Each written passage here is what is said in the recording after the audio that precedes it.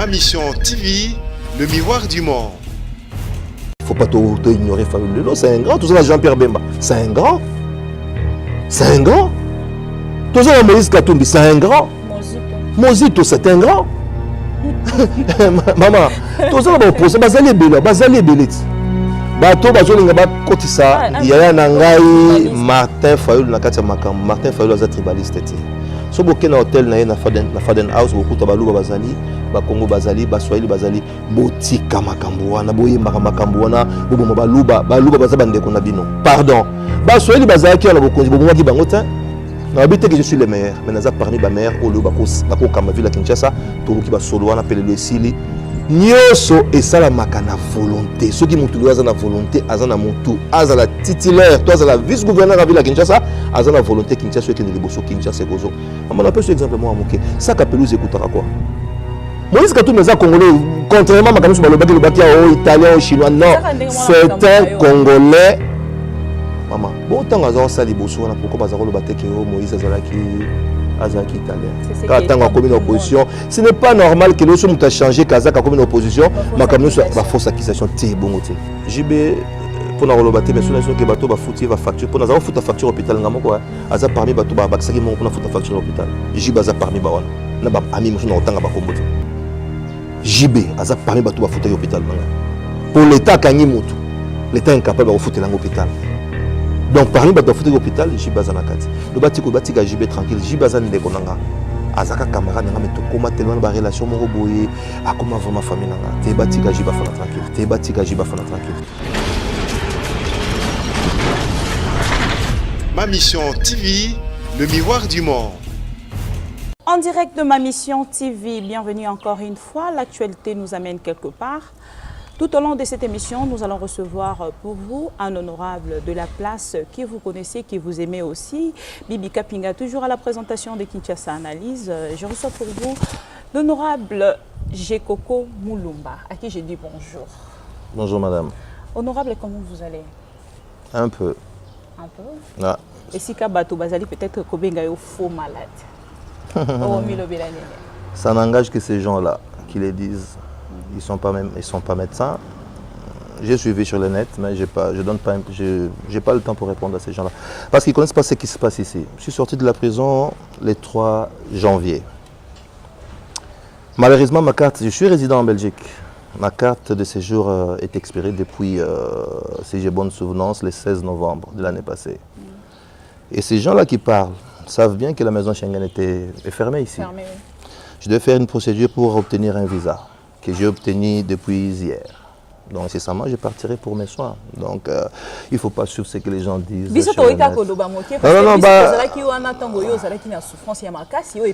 Exactement.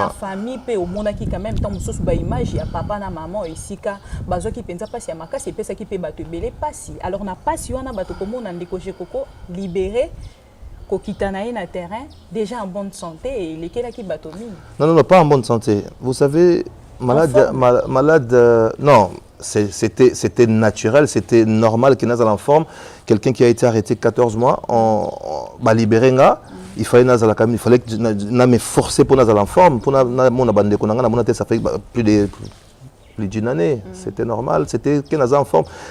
Je ne souffre pas de la malaria. Malaria, c'est maladie, mais je ne peux pas me mettre à soulever ma chemise pour ça n'a pas de sens. Merci. Mais non, j'ai dit que je ne peux pas le faire par respect. Je l'ai fait, filmant à l'hôpital sans que j'étais inconscient. Mais j'ai dit aux gens seulement que la maison Schengen est au Kanga. Moi, carte nanga séjour en Belgique, na voyage na carte nanga wana. OK, comme j'ai une résidence en Belgique. Ma femme est belge, mes enfants sont belges, na carte à séjour. OK? Ce n'est pas illégal. Et ça, mais tant qu'on a bien une carte expirée depuis le 16 novembre, il fallait dans sa demande de visa. Pour nous rejoindre rendez-vous, c'était déjà tout un problème. On a eu rendez-vous, on a visa l'ambassade de la place, il y a Schengen. On a eu visa, j'ai retiré mon visa avant-hier. On est dimanche, je l'ai retiré avant-hier. Donc, incessamment, on a dans un rendez-vous dans le médecin, je suis malade. Maman, tout tic à la vraiment place on était pas en français qui s'explique, s'accuse. Donc j'ai pas le temps à m'expliquer. Na sali ko tout explication par respect na zarango na bato. Na mona ki compassion bato bazaki nango, na mona ki bolingo bato ba message bazaki nango, moyebi ka bande ko na biso mususu er moko afandi na eka boye, azangi loko lobake na net akomi akamuna ye bozo ba mais nzamba limbisa bango naza kuna te. Malade nangezanga na famille nanga na médecin nanga na nzambo ya kelanga. Tokoki ko lobate ke bato mususu bazali ko lobango peut-être na komona ke ndeko je koko na souffrance wana po moni pe bande ko mususu ya politique o bazali ko souffrir na même place wana yo utaki ko bima ya ndeko je koko et puis ko lobate Messieurs Balobi, merci na Kabila pour na ndenge libération na salami. Merci na Kabila na sens nini. Na bimaki pour la grâce présidentielle. Na cause ingrate pour na lobate que na pesa grâce na pesa merci na loi wana. Eza droit ya mutu. Grâce présidentielle eza président mutazorango. Mais na pesa merci na acte wana. Donc na zo baté pourquoi. Mais oui, na ça qui 14 mois. En fait, le problème c'est quoi? Balingi polémique. Alors j'ai pas le temps pour la polémique. Naza vraiment le temps pour la polémique. Quand tu bazonné bazoui, na pesa merci na mutu moko te, na pesa merci na loi o ebimisanga parce que zalaka bazu ba signer ordonnance ba bimisanga na pesa merci na yango.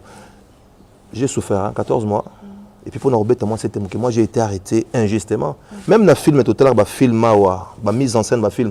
Les jours moi bakangi pour un message de WhatsApp. C'était pas dans un forum, c'est une conversation entre moi et un petit à moi. Ils ont même violé l'article 31, allais-je dire, il y a constitution de la conversation, la correspondance à moto. Alors que l'article 31, il y a constitution de et Pekisi Mouta qui nous compte la vie privée moto. Ils l'ont violé. J'ai été arrêté injustement. Na bateau à Salango. Croyant que ça m'a mais on a la Bible mingi. Bamusuba quand ça obstacle et bomio maman mais nzamba zo matsaka azo matsaka tant quand c'est obstacle mabe j'ai souffert 14 mois n'a pas si baba comme belé nazo pona la besoin kozonga lango te mais ba quand c'est ba salinga mabe mais bango ba ndeba na kinba ba excuse na te ba fuli quoi déjà na fula mana na nzambe bango pe ba bakisi ma ko fula so moke. Donc ils ont encore derrière bas na bande bazo regretter na place ngo ngape na ngai na zonga penza mingi wana te mais soki pe na leka ki yango ingaki kaka kozala te osali bien pour bato faut pas comprendre quand même yango nazo pesa moi moi explication brièvement je suis malade je souffre de rein eza maladie moke eza maladie makasi ezaki pour ma visa na visa pour carte ngai expirer pour bato comprendre bien pour la bonne compréhension. Et puis, Nazo Kene déjà, incessamment, demain après-demain, en déant 3-4 jours, on a voyagé dans mon médecin en Belgique. Donc, nous allons faire constater que nous avons été étalés dans le Banzamel. On a Zakunati. Ndeko je koko mulumba yo uti penza kuna na kati ya libulu wana ya prison ya makala omoni bandeko mosusu pe ya politique o bazali kuna na kati ndenge nini ozali ko senga peut-être pe ko penser pour na ndenge otikeli bango kuna peut-être na quelque chose neti ya libération ya ba homme politique wana na sepela ki na message mo tango président de la République Félix Tshisekedi alobi na Nairobi abi ki faut batcha ministère ya justice ezala na ministre moko oyo arobongisa mboka. Et lobi mingam na lobi te nazo lobaka oye mokonzi mboka lobi na accentuer kaka donc na lobi te ke oya zalaki wana yebi te to ayebi na lobi na ngabona boy polémique maman 14 mois de prison et puis également ba leçon na makamu susu tamsu munoko koloba boy faut siko ba la ka munoko poye belo nyoko loba parce que munoko bomaka pe e biki saka et tombola pe vraiment na besoin polémique te na lobi te ke oya zawana yebi te to ayebi non je n'ai pas dit ça na lobi ka ke ye moko mokonzi mboka Félix Tshisekedi a lobi bien que il faut un bon ministre à justice pour justice et qui n'est pas ce que justice n'est les vacanation. Bah tu belé vas souffrir les lois dans la prison. Moi j'ai vécu ça. Et ça bah tu bakangi bango injustement bah règlement des comptes. Et ça bah tu bakanga bango tant sous papa kufa no kwa kangi c'est pour na buko mapa pour na lupango pour na rola lupango. Ce sont des histoires où vraiment frère toi ça mon konzambo ka ba ça une commission mixte bah tu bah magistrat na kati la police na kati rassemblement na kati bah ta la dossier ya mutu moko. Je me rappelle encore si j'ai bonne souvenance tant Mouza Yaka en 2001 prison Magal les arrêts à 922 personnes mais là nous avons 10 000 personnes. Bazola n'a pas conditionné. Surtout ce que nous prisonniers politiques. Il y a des prisonniers politiques au Congo. Et Bazali. Il y a toujours 5 pendant la chef de l'État. A joué ordonnance. A municipé Batou. ba musubi bazali banda mboka bazonga na mboka na bango par rapport à coalition tete ngana sengi na kaka OK eza droit na ngana za lelo député na za molobela bato fona senga bato bazana la prison bakanga bango injustement na ezaka ba prisonnier politique te na ba simple citoyen bakanga bango arbitrairement baluka moyen babimisa bato wana po ko élever mboka les gens souffrent maman tout le bango lokmo bato bazali banda bazoko kolia kutu bien te bo bato bazana kata prison ba olia ndenge c'est difficile. Moi, j'ai vécu ça. Maman, calvaire est dans la prison, même la prison de l'eau. Calvaire, le problème est allé. Il faut vraiment me konzamboka à l'oka moyen. Nenga prometaki. Avant toute investiture, à l'obaki bouille à Kangayango. Nenga l'obaki qui a aussi sa bitumba. Nazo rappelé pe naza muta parti naza IDPS. Nenga l'obaki base na biso ya ba armée na biso comme na est pour na ko éradiquer ba force négative on asale la yango parce que ngai lelo ce n'est pas dit que pour na IDPS na lobeta kama boko RN sauté. Nena zaka na PPRD na zaka beta boko na sauté. Nena zaka na MLC na beta boko na sauté. Ndepe na zana IDPS na beta boko na soki ozo c'est eza nango ba na français c'est les imbéciles qui ne changent pas. Je ne suis pas un imbécile par contre. Tant on a eu un amour qui est au marché dans le bien, on n'est pas sur le marché. Na obanga motité na explication pas opesa na motité. Na ko mambala moko na ko pona yo tant na kati ya ba candidat gouverneur autant on mususu IDPS sali confiance ba kene ko représenter mama. Mama tozonga na eloko tolo ba wana na zo biso makambo lobi na tambo le parti belé. Na yo sho ke ba imbécile quand débat changer kati. Ngana za imbécile te. Nazaki na pe perdre na moni ke mboka ezoke na mboka na libulu mboka eza na libulu lelo o tozuluka lelo na kati de pesto bimisango libanda mboka eza na libulu faut pas se voiler la face soki ndenge ni sonné non mboka eza kodina bato bazo souffrir ba policier très mal payé ba fonctionnaire nyo tolo baba donc fonctionnaire nyo congolais sont mal payé bato baza bien payé zaka bato basaka na gouvernement nde bango baza bien payé surtout na mbongo bango ba mi yibelaka o ba mi futelaka bango à partir à source bazo mi yibela mbongo à l'état mama wa eza pena problème ya monene o photo bundaka mboka et pousse na liboso yango poneza défi o le biso bato IDPS défi biso le biso ba ponamia ya peuple il faut tout téléma pomboka kende liboso pour lobby to zo chance ya ko postuler sur surtout zo 5 ans maman une parenthèse na parce que exemple moi mon cœur na assemblée provinciale de Kinshasa to 48 députés miracle sur miracle na bato ba 48 députés o to zaki na 2006 obi combien bazongi le ba voter bon bazongi ka 6 nakasa 6 wana yo na kati 42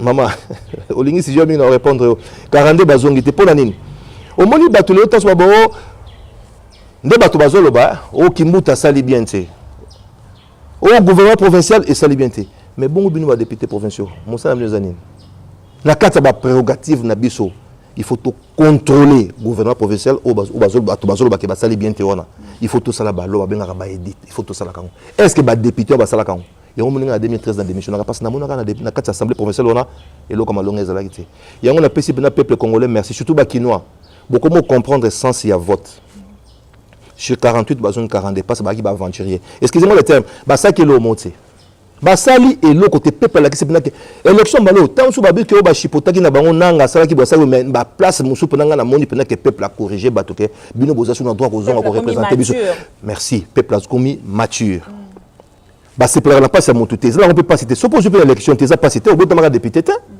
au zonga la musano kalat yango batu faut ça rappeler la part des choses cause à député za profession te cause à la politique za profession faut ça la musano moninga maman naza na garage na ngana kinga ba o bato bafinga mécanicien nazo kutu bakisa mo longo bato ba confondaka électronique na mécanique ngana sala ka mécanique te na sala ka électronique on atangeli na classe naza oza sujet au fond la moko mususu au molo na sala ki depuis na démissionnaire na 2013 tilelo na vivaka na nga bien quartier na ngana ki monti na sala ba action nazo zonga ce qu'on a réponse au tout na ngana depuis 2013 na démissionnaire le 18 mars 2013 na longoli tablier na bois qui n'habite na continuer na partie au mboka te o ezaki pe perdre na continuer na assemblée provinciale o te o ezaki mabe na zongi na 2011 na baki na longo na 2011 na longo na assemblée nationale pour na ko siéger na ministre premier ministre mo côté o asaki et le côté na pendant mandat na ye na longo aki te na kota polémique no na te na longo aki 2013 wana ti lelo na 2019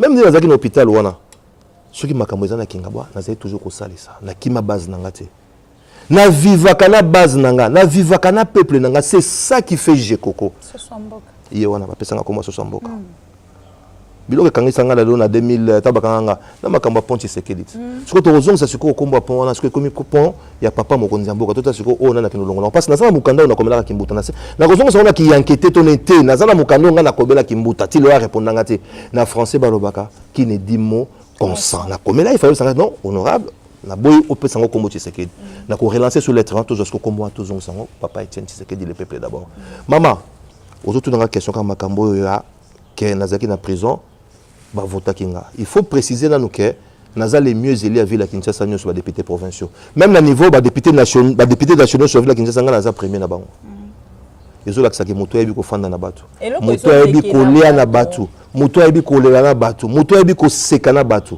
naza na nga richité mais naza richesse à bolingo on a pesa na peuple nanga maman moto pena na kati ya prison moto na kati ya prison na fandi nanga maman ozui penza 35 000 voix.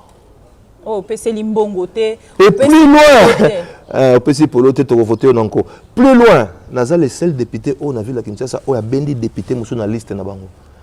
Député mo mama Sengo Thérèse azaki na 1000 azaki na mo ba voix mais na ba voix na ngata ba sali sommation azaki na moyen ko benda député moko. Na PC seuil na ba député provincial ville la Kinshasa pour 2012 c'est pour moi c'est ma seuil na PC bango seuil. Mais donc ils ont la kisaba tuke na on seka nga ba député ba juité na on seka bango te eza nango makambo mokili yaka eza makambo e yaka ndenge na sphère ya mutu moko yembanze mwana eza makambo yaka ye nango mais zongela musono akala ozaki pêcheur zongela pêche ozaki chailleur zongela ozaki échangeur parce que ya quand même na kati ba nini nango ozaki mo sangisa ozaki professeur mais zongela eza li camerounais te za po mabete parce que ba te ke ozalaki net échangeur ozwi mbongo nyonso tie na kati moya ozonga sima eza makambo que peuple eza makambo peuple a comme une mature nengo bakia peuple a comme une maturité moko très élevée à se comprendre que ozwa poko sabiso na habite que naza le meilleur non ce n'est pas ça mais naza parmi ba meilleur na habite que naza le seul meilleur naza parmi ba meilleur o ya ba député ba défendre ka penza peuple bec ongle o ba défendre ka le peuple bazaka toujours na lo ko ba ko saka slogan moko ba lo bakato slogan to réflexion na bango moko à dormir debout au député ça la ponté ouais zaki ba guerre ba ko tumangai député ça les saka mututé député ko na bembete maman nous sommes dans un pays riche mais ba peuple baza pauvre donc là c'est quoi le moto akufi et bembelali na kundate pour naza député le la moni que nzela la place la ponza na c'est il faut que buka ko matsa pour toi vivre peuple à vivre bien peuple a gagner o voter kinga na lo ba toujours que peuple nanga ya limité à Kinshasa ya Congo bangonde baza ba employeur nanga bangonde ba pesa nga musala. Moi je vais vous aider à clôturer dans ça bangonde ba pesa nga musala s'il te plaît maman pardon c'est très important bangonde ba peuple on pesa nga musala au moins le so pesa nga musala te menazongi chômeur donc peuple azali peuple n'est patron na biso tant que yo zala ki na prison ba œuvre on a nyoso ilandi oke bato wana basunga bakende ko voter yo sans pour autant pesa bango liputa sans pour autant pesa bango eloko kolia yango na nde elandi pepe et salamate la prison candidat et les mieux élus ti maman nzambe wana merci peuple wana limité peuple wana moamba peuple wana Kinshasa peuple à Congo na ba diaspora batinda ba famille na ba basaki ba vidéo ba Marcel Malumba nazolo baye wana ba sala ba vidéo ba to belé ba mon frère manga ba sala ba so dotanga ba ba sebele ba article wana za ndeko nanga kimbongo ajeko comme Mulumba mais assista kité yoro ko témoigner nini dans ça JB pour na rolobate mais sona que bato ba futi ba facture pour na za futa facture hôpital ngamo quoi aza parmi bato ba baksaki mon pour na futa facture hôpital JB aza parmi ba wana na ba ami musu na otanga ba kombote JB aza parmi bato ba futa hôpital nanga pour l'État kangi mutu l'État est incapable de foutre l'hôpital donc parmi bato foutre l'hôpital jibaza na kati do batiko batika JB tranquille jibaza ndeko nanga azaka camarade nanga mais to koma tellement ba relation moko boye akoma vraiment famille nanga te batika jiba fana tranquille batika fana honorable lelo candidat gouverneur ya Kinshasa comment na Kinshasa lelo ndenge ekomi solo Kinshasa ezobimisa ido pes na ngambo na bango bandimi yo okende penza na kombo na bango ozali komi mona pena na profil wana ya kolongola solo Kinshasa ezopesa lelo maman na opeso par exemple mona obetaka na lycée na ngo kota na polémique wanze obala bateke na critiquer bato basaki liboso peuple ye moko ya bilan ya bato basaki liboso na olobelo te. So basala ki bien, peuple muto yebi. So basala ki bien te, peuple muto yebi. Ngana okota te me batiki la nga ba pesa nga chance wana. Population nyonso ya Kinshasa, place bo voter ba député provincial na bino. Bino nde ba kondina biso, bino nde bo pesa biso musala, nazo tala bino na miso. Mama na kotala soutenir ta peuple wana. OK. Message na lingi bo leksango partout, même sur la chaîne de télévision na Kinshasa bo leksa message wana. Elle leka partout. Peuple ya Kinshasa nazo tala bino na miso. Bino nde bo pesa biso bo kondi. Bon luka moyen soki ba député no bazali accessible nenga na ya marabatu nyonso na lopango nanga na musala nanga bo mona bango bo bisa ke to lingi mutu bo voter pour na mutu tel to yebani entre biso na biso na biso Kinshasa les deux senga gouverneur moko o azali lo mutu à terrain parce que Kinshasa est comme une ville moko accidentée.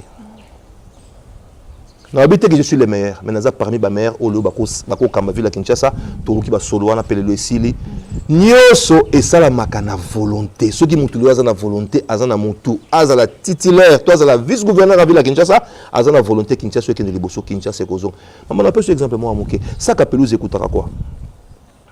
Est-ce que vous avez beauté le pelouse ko na Kinshasa, na ba venu so minene to tche pelouse de part et d'autre. Maman, ouais ça ka biloko miki et ça biloko moko ekosi la facilement. Neti ba bidou ba mai tous les boucher ba rigole maman il y a moyen ko ça ba biloko mo recyclage ko bato comme biloko mo recyclable maman eza question volonté na bité ke ba bazaki na volonté tant sous place volonté na bango esukani ni place volonté nanga e ko bandela poto pour ça Kinshasa na otonga mutu te na boy na yo comme ko sentir que bobangi mingi ya te eza bobangi te peut-être ko zonga prison non maman na banga prison te au moins bakanga pour na pesa point comme point Tshisekedi na banga présenté de na banga présenté quelque chose je crois ibaki to je crois abomaki to je crois violaki mais souvent quand on pour nous défendre la population Mandela Kinshasa Mandela Congo ngait et la raison on a nyonso zali te na boinde polémique na lingi na ngana za na polémique te na zo baka mama so déjà mutalobi que place volontaire ne suka ki yangai bandel mais mutalobi nyonso to ina lo baso ndenge na fongola motema na mesa motema libana po tanga ngo bien to bunda ke Kinshasa e koma ezonga ndenge zalaka kin label ezala différente na Kinshasa ya lelo. Point barre, na bobo côté polémique, mais tout ça capable. Batchenga la candidature, naza candidat na compte à IDPS, naza ngamoroté, naza na Batoumon na Laurent, ou aza peine expérience, azaka na DGI, azaka na ministère et travaux publics à l'époque, aza grand frère aza na expérience makasi, batchenga na ye, tout bundake biso na ye, tout simbana na sekolo ba makambo ya ba député provincial au peuple famo na député à chaque commune na ye, chaque commune moi député là donc to lingi bo voter mutu pakala, to lingi bo voter mutu songolo parce que so bo sala ngote to ko zonge la bino. Na menace te mena nenga bien. Ba yamba bino ba député no ba mo ba yebi. Ba yeba no ba ko yulu ko kumba ville à Kinshasa. O moni sondage, o moni ngali nga poto poani, pona poto sondage jouer ka mingi.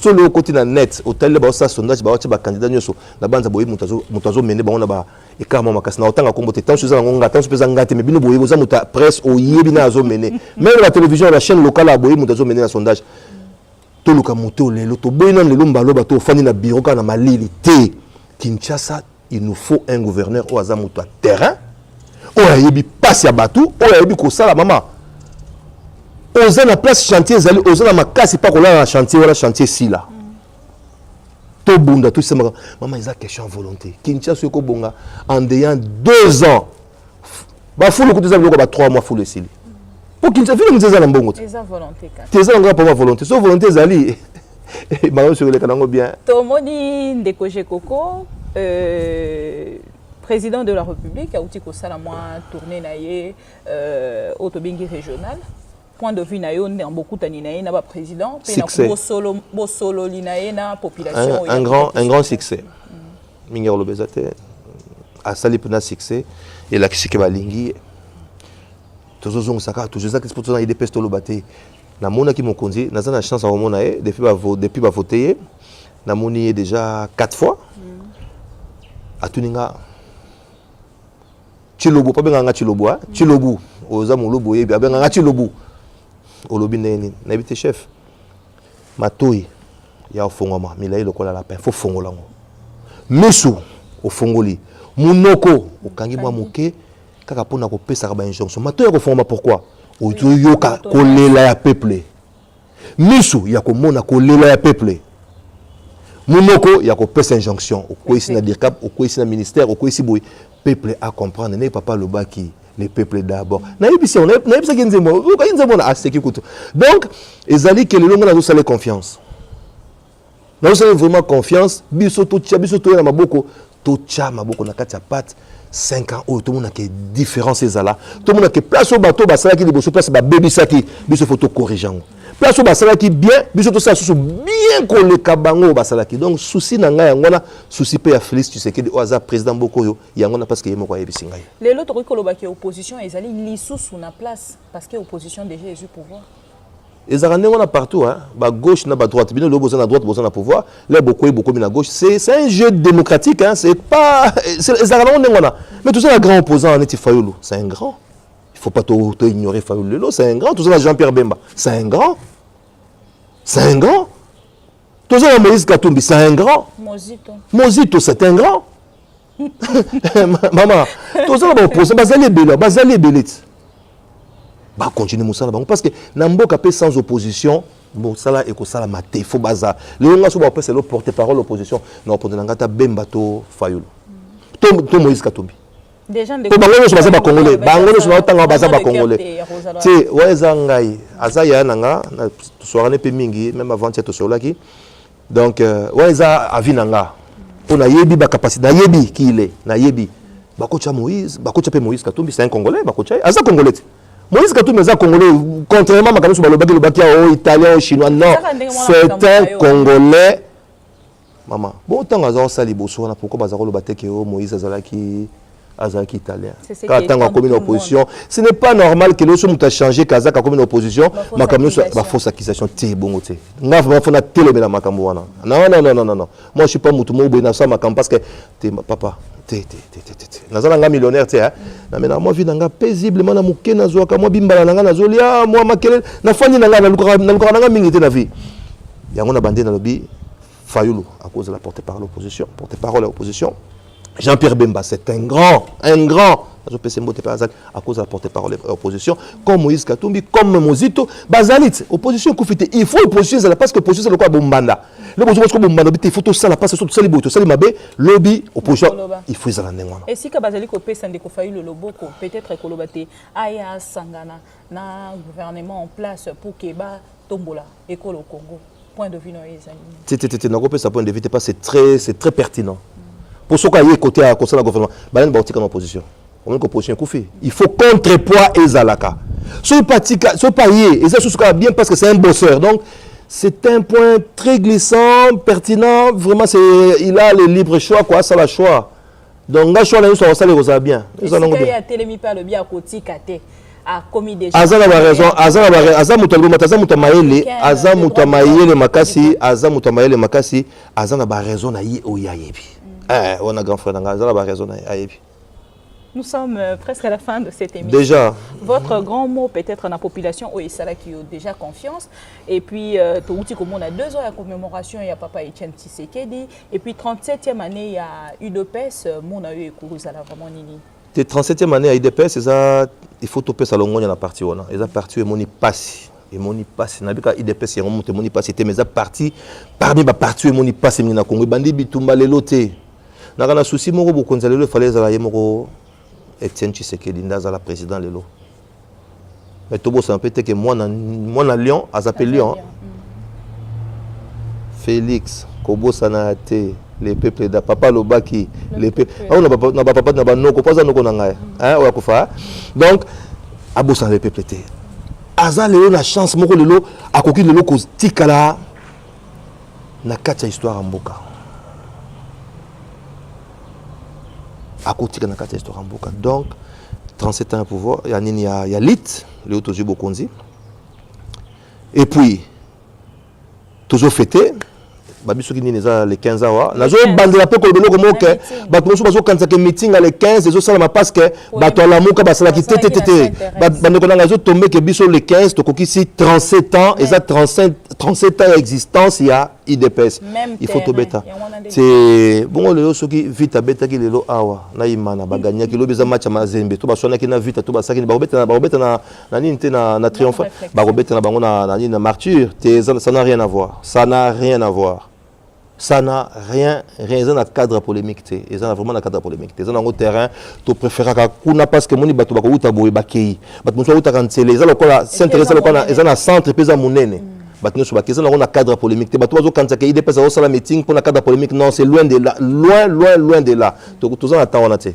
Tout ça attend. Et puis Martin Fayulu tout ça là il y a le besoin de battre à famille, à moi n'a pas n'anda quoi à famille. Tout ça attend on a été. Non, tout à fait. Nazongi na pense que baki pour nous remercier bateau. On a tolo bakite ngana lobango. Na no pesa bonka merci ba employé. Ba onde ba employeur na ba onde ba pesinga musala musa na boya na 2013 babité. Au boya na 2013 to kozonge selon on anko oza na hôpital, oza na morgue kutu ba loba. To ko voter au ko se kwa lokola la zara se kwa ka. Ba c'est fort hein. Na nzoto ndekole. Nzoto lancé campagne makazo directeur de campagne nanga. Directeur de campagne, il a été vraiment à la hauteur. Na yeba été kakoma na niveau politique makasi ndengona vraiment coup de chapeau na grand frère, coup de chapeau na petite sœur nanga Nadine Mulumba, coup de chapeau na ba camarade ni sur la petite sœur nanga Nadine Mulumba parce que si je vous dis que na ba campagne na ça qui moi ndam parce que à to pesa le côté mais il faut que tu mazout na camion batumi ba pesa ki mbongeza ba to poto. Diaspora. Poto diaspora merci mingi.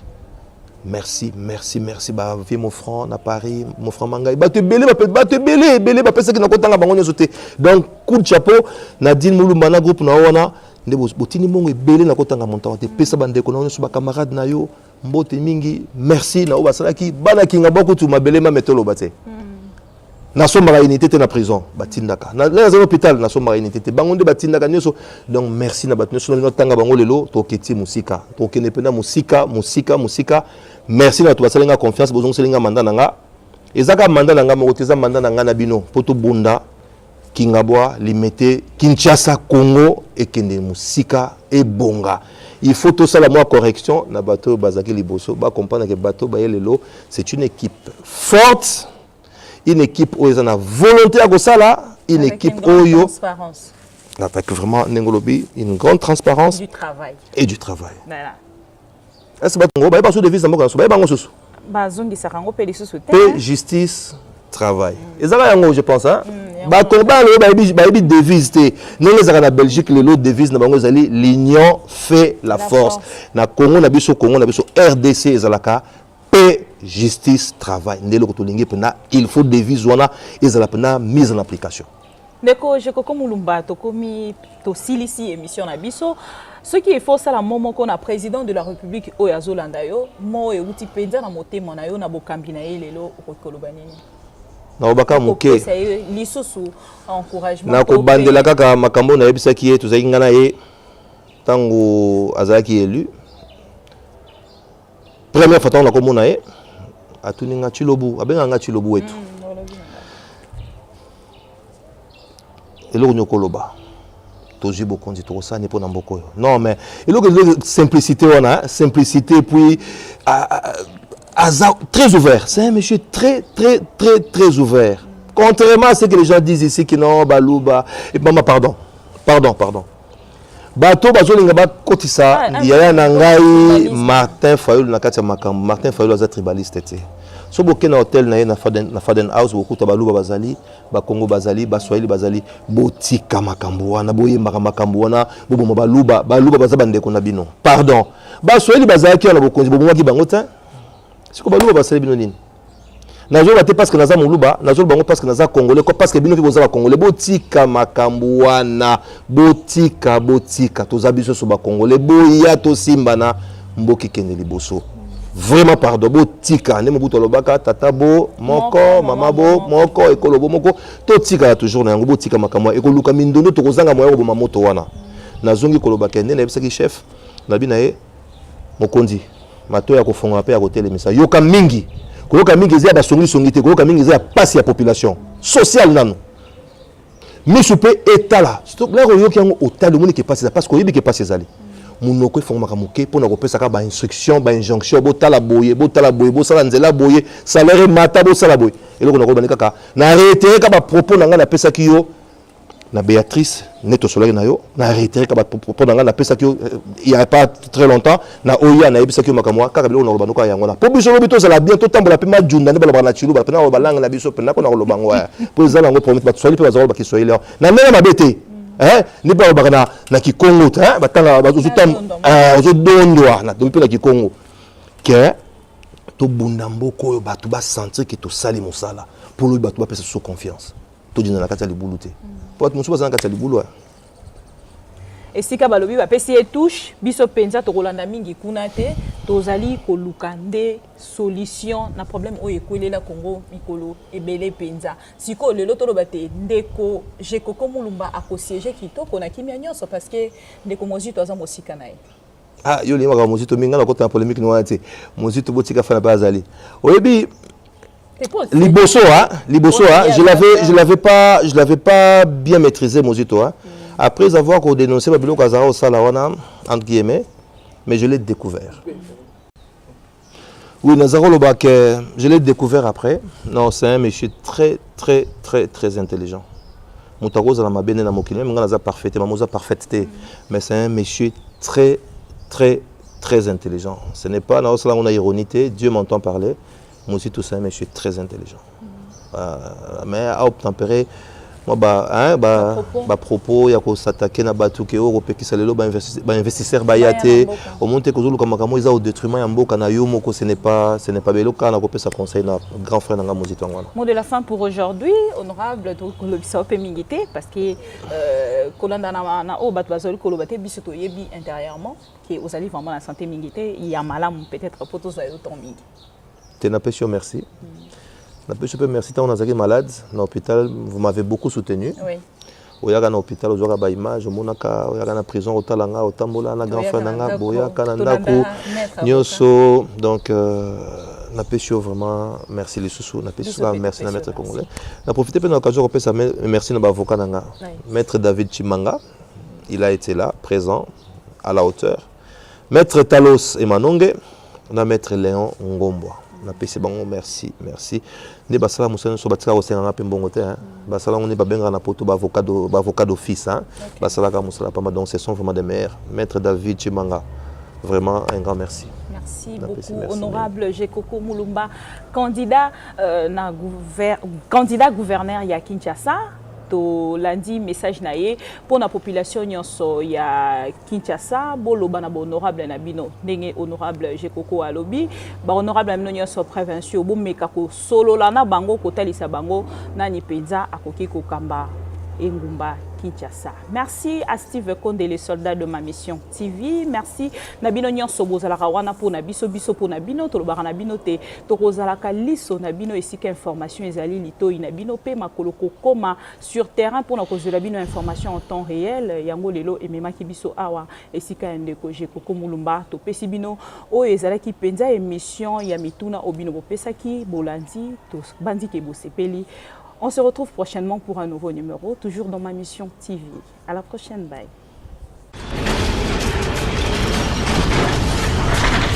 Ma mission TV, le miroir du monde.